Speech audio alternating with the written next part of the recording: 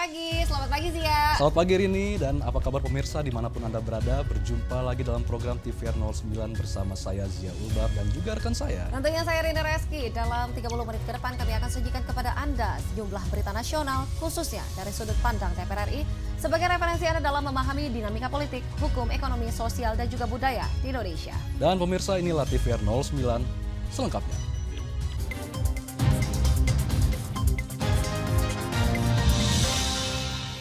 Menyambut usia ke-79 tahun, DPR RI berkomitmen tuntaskan kerja kedewanan demi Indonesia sejahtera.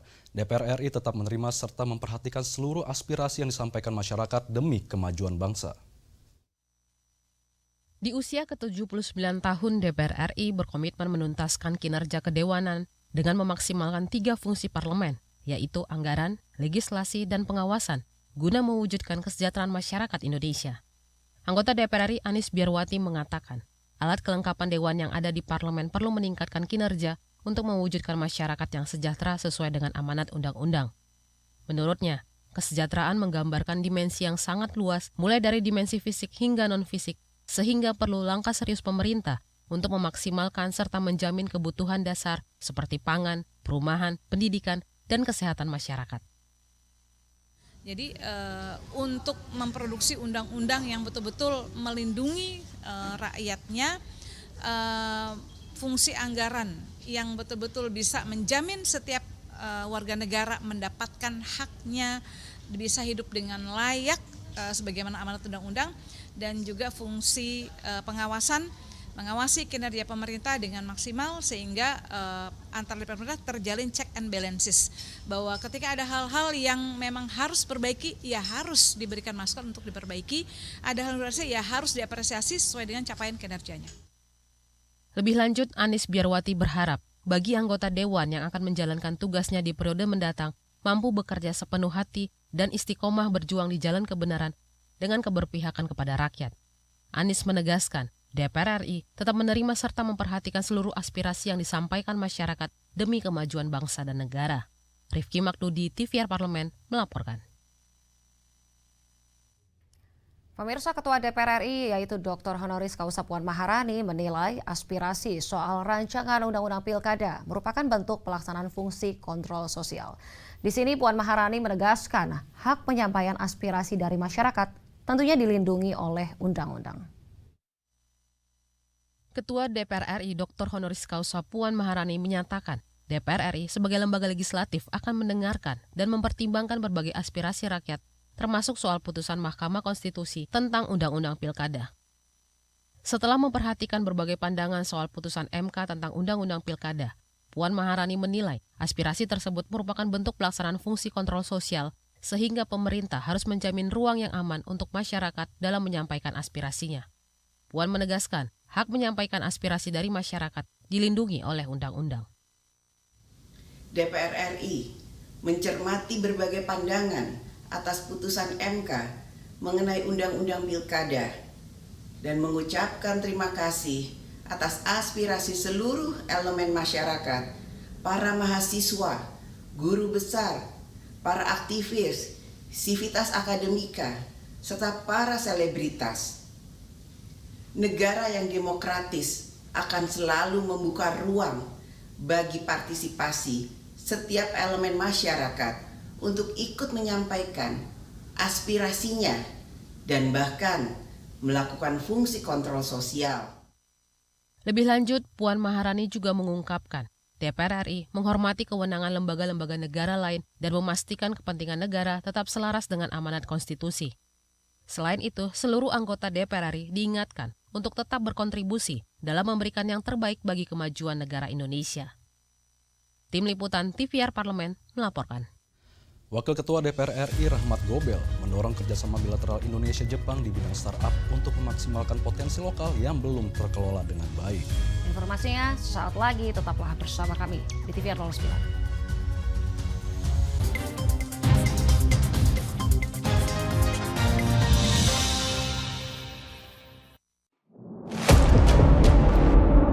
Sini ditambang. Konflik yang terjadi, Sini tidak mengizinkan.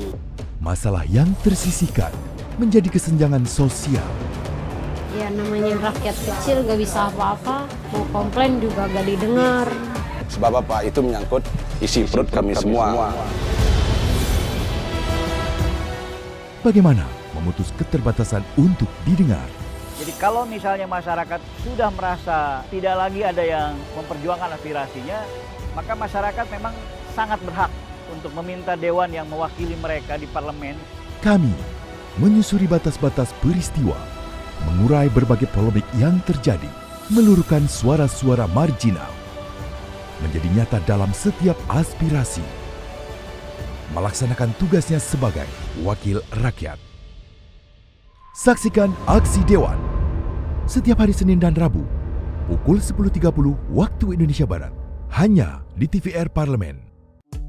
DPR RI memiliki fungsi diplomasi dalam menjalankan politik luar negeri sesuai dengan pasal 116 Undang-Undang MD3. Kontribusi aktif BKSAP DPR RI memainkan peranan penting dalam memenangkan persaingan global melalui IPU, IPA, IPPF, AIPA, dan PUIK. BKSAP memiliki komitmen yang tinggi dalam krisis kemanusiaan dunia. Fungsi diplomasi dijalankan untuk mendukung upaya pemerintah dalam melaksanakan politik luar negeri.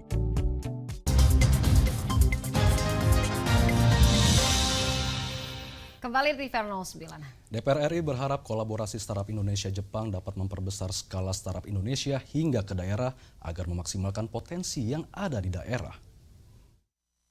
Wakil Ketua DPR RI Rahmat Gobel menerima kunjungan delegasi Gubernur Aichi Prefecture Jepang beberapa waktu lalu. Dalam pertemuan tersebut, Gobel mendorong kerjasama bilateral Indonesia-Jepang di bidang startup untuk memaksimalkan potensi lokal yang belum terkelola dengan baik. Meski Indonesia menempati peringkat ke-6 negara dengan startup terbanyak di dunia, namun mayoritas startup besar masih terkonsentrasi di kota-kota besar khususnya Jabodetabek. Hal ini menyebabkan pertumbuhan ekonomi tidak merata di setiap daerah.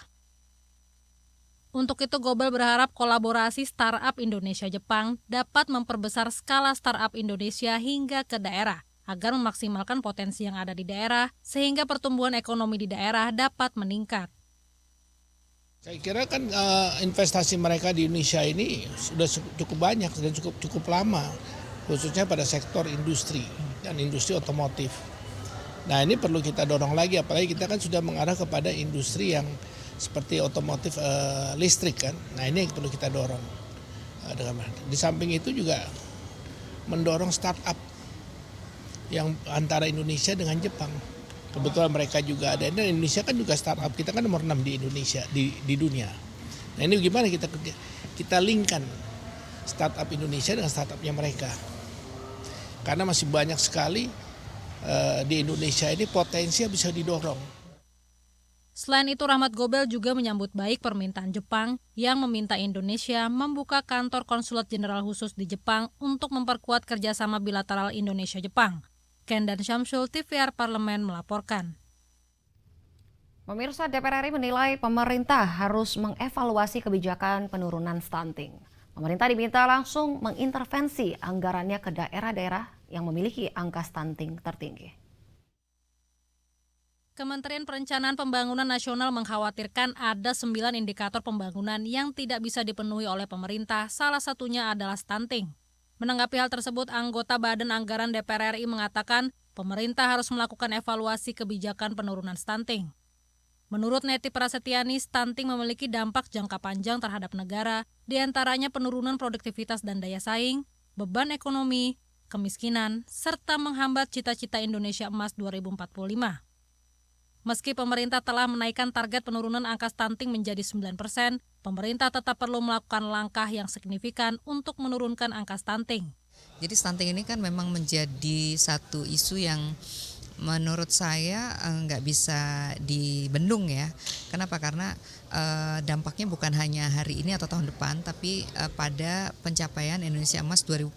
Jadi kalau bayi didiagnosis stunting, maka kita sebetulnya sedang menyimpan bom waktu ya, yaitu menyiapkan generasi atau SDM yang bermasalah nantinya. Dalam konteks pembangunan, tentu harus ada keberanian untuk melakukan revisi atau bahkan evaluasi kebijakan penurunan stunting. Kalau ditargetkan di 2024 ini turun sampai angka 14%, namun nyatanya kan baru 21,5%.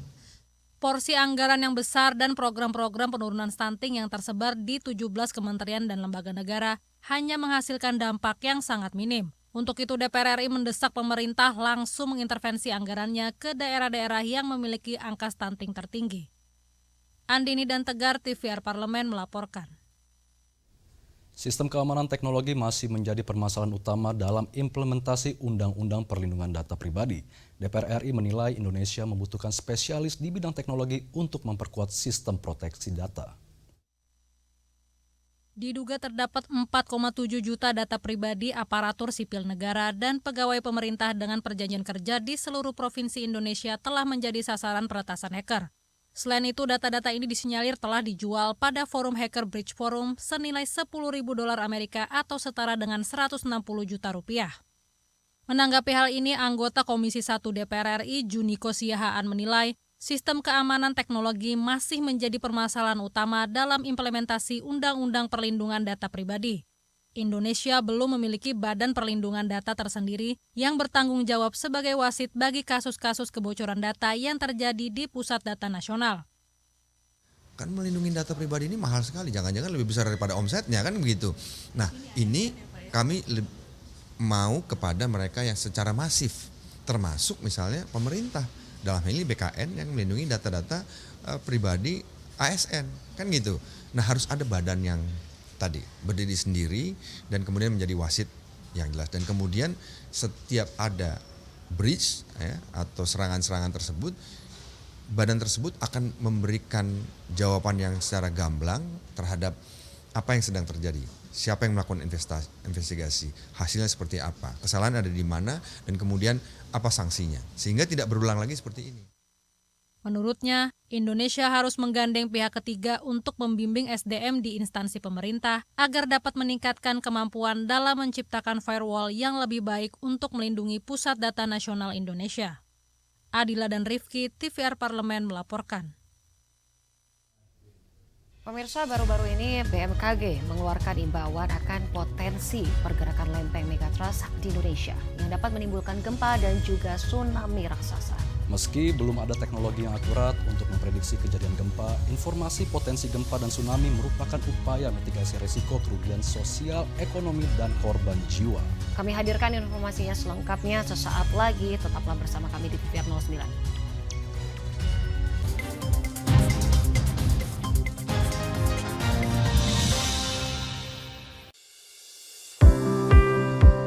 Mengenal tugas dan fungsi DPR RI. Dewan Perwakilan Rakyat atau DPR adalah lembaga negara yang mewakili aspirasi rakyat. Kehadiran DPR RI merupakan salah satu bukti bahwa Indonesia merupakan negara demokrasi. Sebagai salah satu lembaga perwakilan rakyat, apa saja tugas dan fungsi yang diemban DPR RI? Berdasarkan pasal 20A ayat 1 Undang-Undang Dasar 1945, DPR memiliki 3 fungsi, yakni fungsi legislasi, anggaran, dan pengawasan. Tugas dan wewenang DPR berbeda untuk setiap fungsinya. Yang pertama, fungsi legislasi.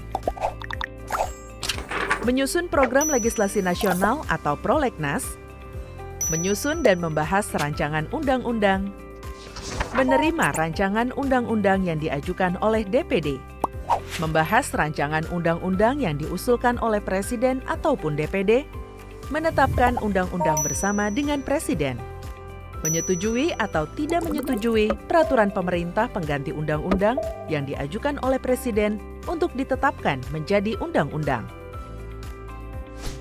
Yang kedua, fungsi anggaran. Memberikan persetujuan atas rancangan undang-undang tentang APBN yang diajukan oleh Presiden. Memberikan persetujuan terhadap pemindahtanganan aset negara maupun terhadap perjanjian yang berdampak luas bagi kehidupan rakyat yang terkait dengan beban keuangan negara.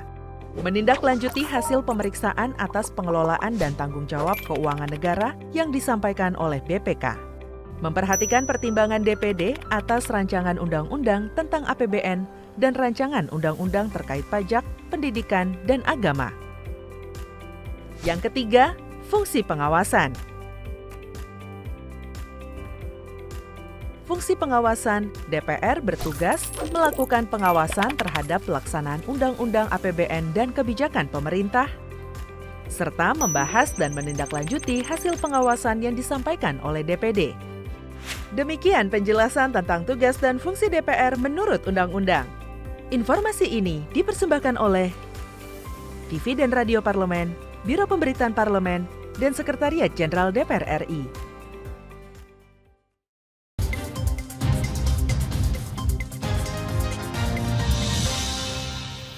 Terima kasih Anda masih menyaksikan TVR 09. Menanggapi imbauan BMKG terkait gempa dan tsunami raksasa yang diprediksi dapat menimbulkan tsunami, anggota Komisi 8 DPR RI mendorong penambahan anggaran bagi Badan Nasional Penanggulangan Bencana atau BNPB. Tentunya hal ini guna mensosialisasikan potensi gempa megatrust agar masyarakat lebih sigap dan juga waspada. Simak informasi mendalam yang telah dirangkum dalam segmen Lensa Parlemen berikut ini.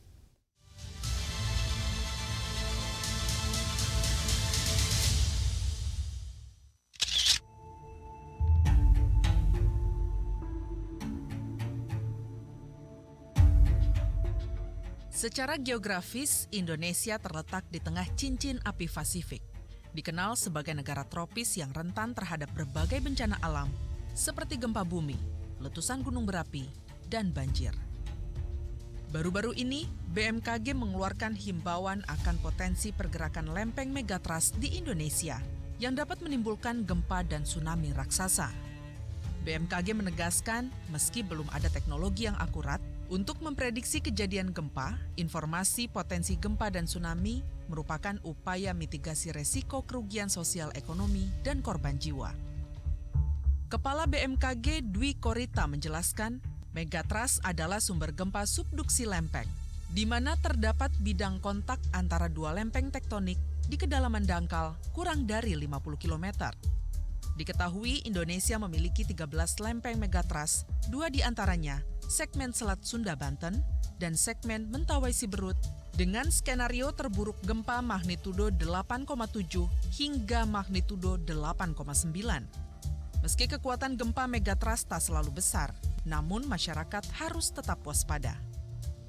Menanggapi informasi tersebut, anggota Komisi 8 DPR RI Mai Esti Wijayati mendorong penambahan anggaran bagi Badan Nasional Penanggulangan Bencana atau BNPB guna menyiapkan mitigasi bencana seperti perawatan sensor seismograf di 533 lokasi yang dilengkapi sirine, mengadakan sekolah lapang gempa bumi dan tsunami, hingga sosialisasi pada masyarakat.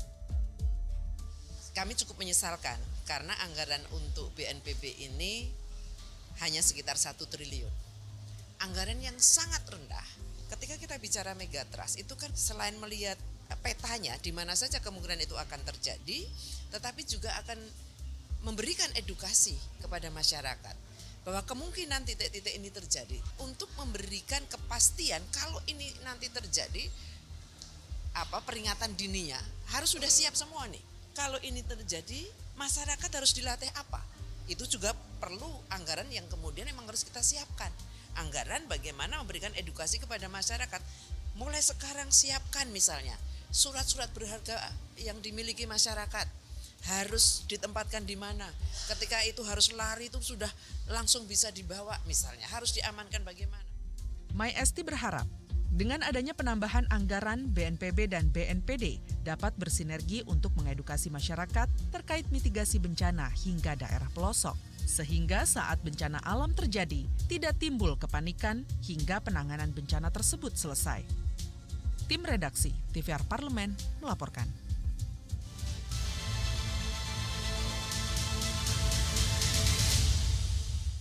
Kasus pungutan liar atau pungli kini marak terjadi di berbagai tempat termasuk di tempat wisata. Berbagai alasan tentunya diberikan oleh pelaku pungli dalam memaksa korban membayar sejumlah uang.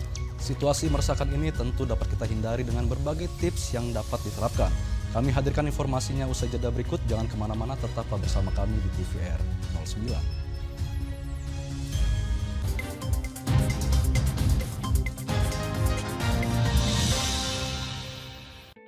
Selamat datang di Biro Pemberitaan Parlemen. Anda memasuki kawasan zona integritas menuju wilayah bebas dari korupsi atau WBK dan wilayah birokrasi bersih dan melayani atau WBBM. Biro Pemberitaan Parlemen berkomitmen penuh untuk mewujudkan wilayah bebas korupsi dan wilayah birokrasi bersih dan melayani. Komitmen kami, pejabat dan jajaran memiliki komitmen tinggi untuk mewujudkan WBK dan WBBM melalui reformasi birokrasi, khususnya dalam hal pencegahan korupsi dan peningkatan kualitas pelayanan publik. Kedua, bebas dari korupsi dengan terwujudnya wilayah bebas korupsi atau WBK, yang artinya bebas dari KKN, gratifikasi dan dari segala bentuk pungutan liar atau pungli. Terakhir, pelayanan prima dengan terwujudnya wilayah birokrasi bersih melayani, yaitu dengan meningkatnya kualitas pelayanan publik dan tercapainya kepuasan masyarakat terhadap pelayanan.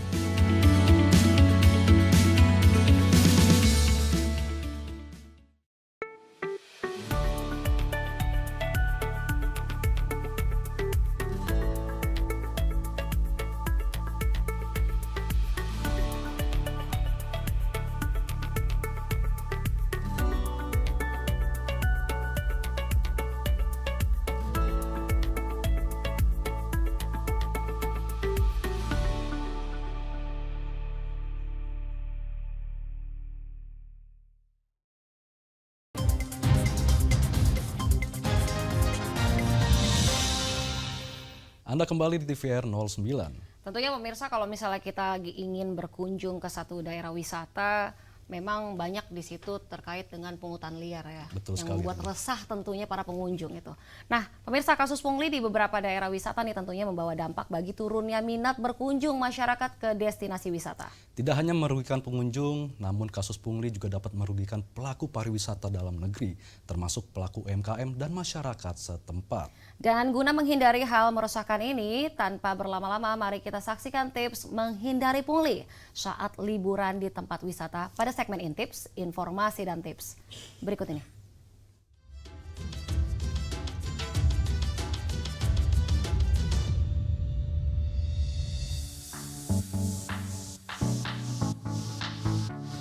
Berlibur sejatinya menjadi momen untuk menghilangkan kepenatan dari rutinitas yang ada. Namun, apa yang terjadi ketika pemirsa sedang asyik berlibur bersama keluarga maupun kerabat, malah kena pungutan liar atau pungli? Pasti rasanya menyebalkan sekali ya pemirsa. Tapi pemirsa tidak perlu khawatir, karena kali ini kami akan membagikan beberapa tips untuk menghindari pungli saat berwisata.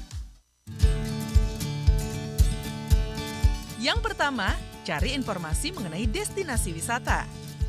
Sebelum traveling, pemirsa perlu mencari tahu terlebih dahulu informasi mengenai destinasi wisata yang dituju, antara lain mengenai tarif tiket masuk, parkir, sewa kendaraan, serta jasa pemandu yang mungkin akan pemirsa butuhkan. Informasi mengenai destinasi wisata tersebut akan membantu pemirsa untuk memiliki pengetahuan yang cukup, sehingga dapat mengenali tanda-tanda praktik pungli. Nah, pastikan juga nih, informasi mengenai destinasi wisata tersebut berasal dari sumber yang tepat dan dapat dipercaya, sehingga bisa dipertanggungjawabkan. Sumber informasi yang valid biasanya didapatkan dari situs resmi atau kantor informasi pariwisata. Pemirsa juga tidak boleh terlalu percaya dengan informasi yang diberikan individu atau agen perjalanan yang tidak resmi. Yang kedua, periksa tanda segel resmi.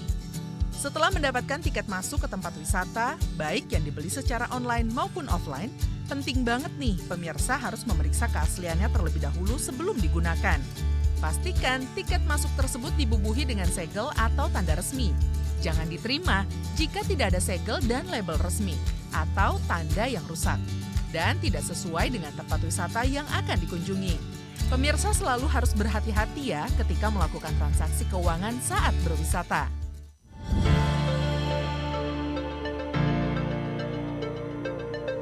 Yang ketiga, gunakan saluran pembayaran resmi serta minta bukti pembayaran. Saat pemirsa akan membayar tiket masuk ke tempat wisata, terutama tiket yang dibeli secara online, pastikan pembayaran dilakukan di saluran resmi. Jangan membayar pada pihak lain atau individu yang tidak memiliki identitas resmi. Dan yang sangat penting, selalu minta bukti pembayaran resmi seperti karcis atau struk untuk setiap transaksi yang dilakukan. Pastikan tiket masuk atau bukti penggunaan jasa wisata memiliki tanda dan segel resmi seperti nomor seri. Dan hindari menerima tiket yang sudah rusak atau tanpa segel atau nomor seri. Yang keempat, berani tolak pungli dan laporkan. Pastikan harga tiket masuk atau jasa wisata sesuai dengan pencarian informasi. Pemirsa bisa bertanya ketika hendak membayar di lokasi wisata jika ditemukan perbedaan. Terlebih jika dimintai biaya tambahan yang tidak sesuai dengan tarif resmi.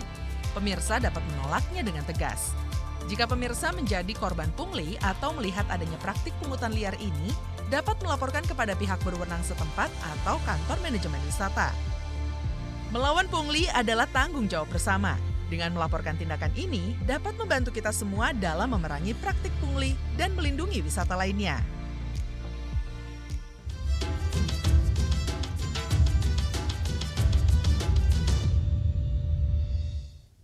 Baik pemirsa, di penghujung acara tentunya kami informasikan kepada Anda sejumlah agenda DPR RI pada hari ini, Senin 26 Agustus 2024.